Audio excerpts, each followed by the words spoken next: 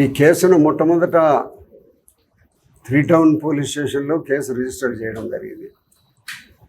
Register చేసిన తర్వాత అంతా పొద్దుటూరు పట్టణమే, రూరలు, 2 టౌను, 3 టౌను, 1 టౌన్ అంతా రూరలు, అంతా డిఎస్పి గారి పరిధిలోనే ఉంటాయి ఇవన్నీ కూడా. మరి 3 టౌన్లో కేసు రిజిస్టర్ అయిన కేసును ఒకటేసారి ఒక మిమో వేసి 1 టౌన్కు మార్చిన దాంట్లో మతలం ఏమి, ఎందుకు మార్చాల్సి వచ్చింది?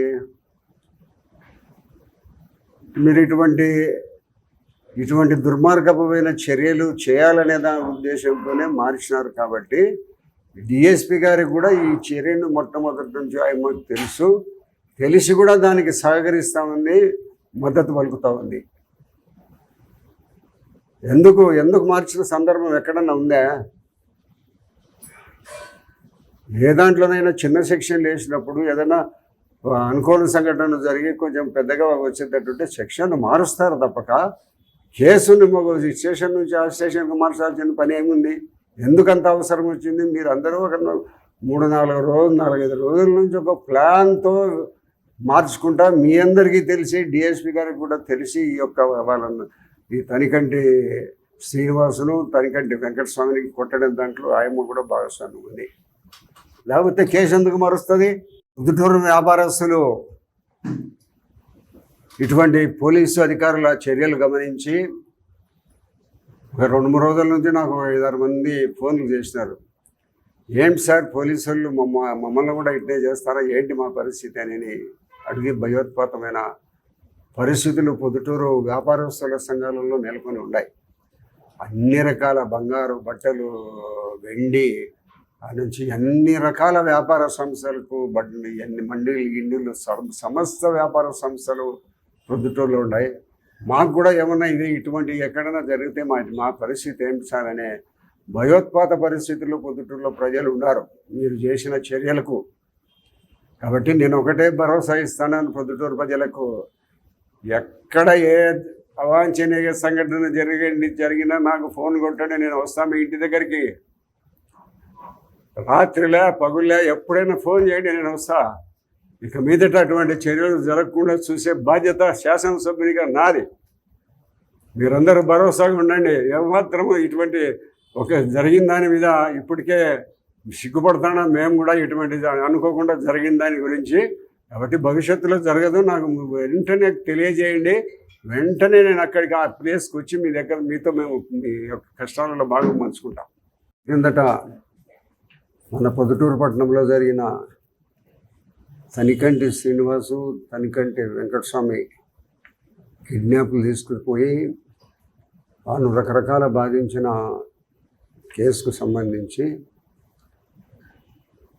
దాంట్లో ఒక 3వ వ్యక్తి ఉన్నాడు, హరికృష్ణ ప్రసాద్, హరివంశ ప్రసాద్ ఏదో ఉంది,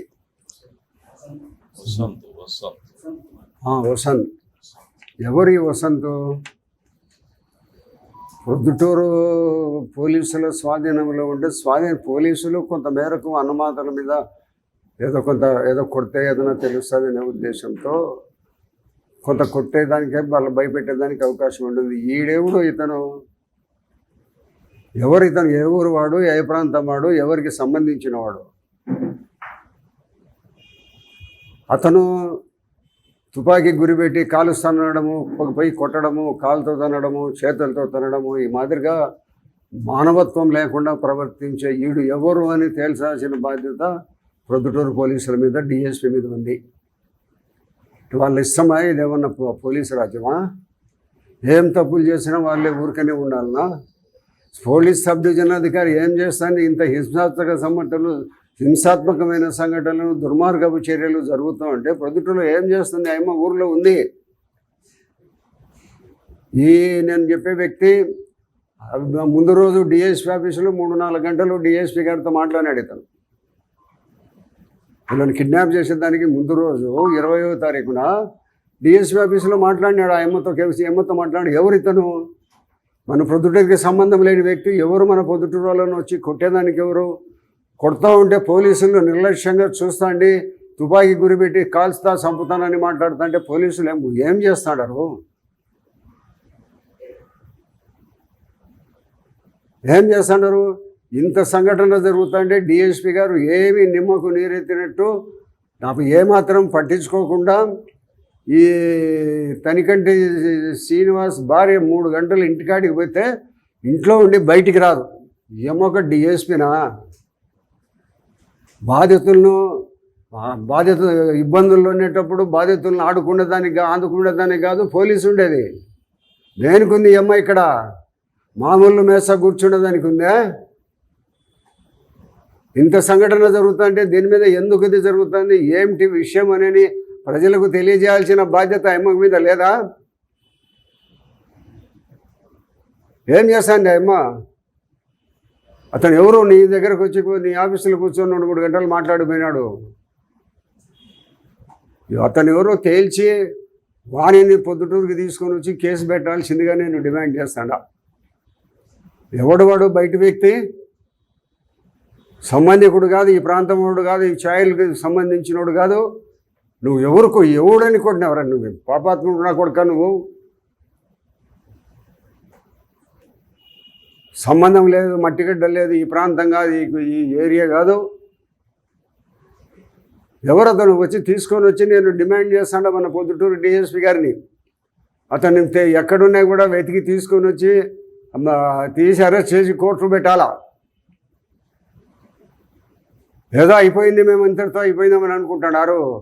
ఏం ప్రజలమంటే అంతా మీకు చులకనగా ఉండమా? మమ్మల్ని కొట్టడం అంటే అంత చూడమనుకుంటున్నారా? విశేషణారహితంగా కొట్టేదాంట్లో ఎవడు వాడు కొట్టేదానికి? విశేషణారహితంగా కొట్టేదానికి ఎవడు? కాళ్ళ చేత తన్నేదానికి తుపాకీ పెట్టి కాలుస్తానని అని అన్నాడే. ఎవరిది ఆ తుపాకీ? అతను తుపాకీ తెచ్చుకునేదానికి అతను ఎవరు ఇక్కడికి తెచ్చుకునేదానికి? ఒకవేళ ఆ తుపాకీ లైసెన్స్ ఉంటే మాత్రం అతను మనిషి మీద పెట్టి కాలుస్తానంటాడా? ఈ పోలీసులు ఏం చేస్తున్నారు? 2 ఎస్ఐలు ఏం చేస్తున్నారు? సిఐలు ఏం చేస్తున్నారు? పోలీసులు ఏం చేస్తున్నారు? ఇంకా 8 మంది పోలీసులు ఏం చేస్తున్నారు? కాలుస్తానంటావా? నువ్వు మనిషి మీద పెడతాడే, నువ్వు పోలీసువే నన్ను అక్కడ చూసిన దానికి. ఈ మాదిరిగా భావన గారు ఇటువంటి చర్యలను ప్రేరేపిస్తూ ఉంది. వాడు ఎవరో బయట వ్యక్తి వచ్చి పొద్దుటూరు పోలీసుల నిర్బంధంలో ఉండబడిన ఒక నిరపరాధితని కొడుతూ ఉంటే ఆ కొట్టేదానికి మీరందరూ మద్దతు పలుకుతారు. వాని ఆస్తులు దోపిడీ చేసేదానికి మీరందరూ సహకరిస్తారు. ఏమి ప్రజాస్వామ్యం అనుకుంటున్నారా? మీ జాగీర్ అనుకుంటున్నారా? ఇది ప్రజలకు హక్కులు లేవు. ప్రజల కోసం మిమ్మల్ని పెట్టింది. ప్రజల మానము ప్రాణము రక్షించేదానికోసం మిమ్మల్ని పెట్టినారు. మీరే దానిని కాటేసేదానికి తయారవుతుంటారు. ఎవరో ఆ 3వ వ్యక్తి ఎవరో తేల్చి పొద్దుటూరుకు తీసుకొని వచ్చి అతని మీద కేసు పెట్టి ఫలానా అతను ఇతనని పొద్దుటూరు ప్రజలకు తెలియచేయండి. అంతవరకు మీ బాధ్యత. ఇది ఇంతటితోనే మేము విడిచిపెట్టాము. ఈ విషయం ఎస్పీ గారికి, డీజీ గారి దృష్టికి కూడా తీసుకొని పోతాము. ఈ విషయంలో ఇంత అన్యాయము మన ఘోరం జరుగుతుంటే ఏం చేస్తుంది డిఎస్పీ పొద్దుటూరులో? దాదాపు 20, 40, 35 గంటలు కిడ్నాప్ చేసి తీసుకొని పోతే నువ్వేం చేస్తాడో? నీకు బాధ్యత లేదా? నువ్వు పోలీస్ అధికారి కదా? నీకు 5 స్టేషన్లు అధికారం ఉంది. ఎవరు నీకు చెప్పరు? నువ్వు ఎక్కడ ఏం జరుగుతుందని తెలుసుకోవాల్సిన బాధ్యత నీకు లేదా? ఏదో తిని మామూలు మొత్తంలో జోగెడుతున్నారు, ఎక్కడ బయట కూడా తిరగకుండా. కాబట్టి ఈ విషయం మీద వెంటనే చర్యలు తీసుకొని బయట వ్యక్తి 3వ వ్యక్తి కూడా వచ్చి పొద్దుటూరికి సంబంధం లేని వ్యక్తి 3వ వ్యక్తి వచ్చి వాళ్ళని కొట్టడం అనేది అతి హీనమైన చర్య. ఆ హీనమైన చర్యకు సంబంధించి మీరు అతన్ని తీసుకొని వచ్చి పోలీసులు అతను ఎవరైంది ఇప్పుడు తెలియజెప్పి కోర్టుకు పెట్టాల్సిన బాధ్యత మీకుంది. చరిత్ర సృష్టించినోడు ఇప్పుడు ఆ చరిత్రని తిరగరాయబోతున్నాడు. అబద్ధాల గోడల్ని బద్దలు కొట్టి నిజాలను రాగా మీ ముందుంచబోతున్నాడు. నిజమైన వార్తల కోసం వెంటనే డౌన్లోడ్ చేసుకోండి రా యాప్ని.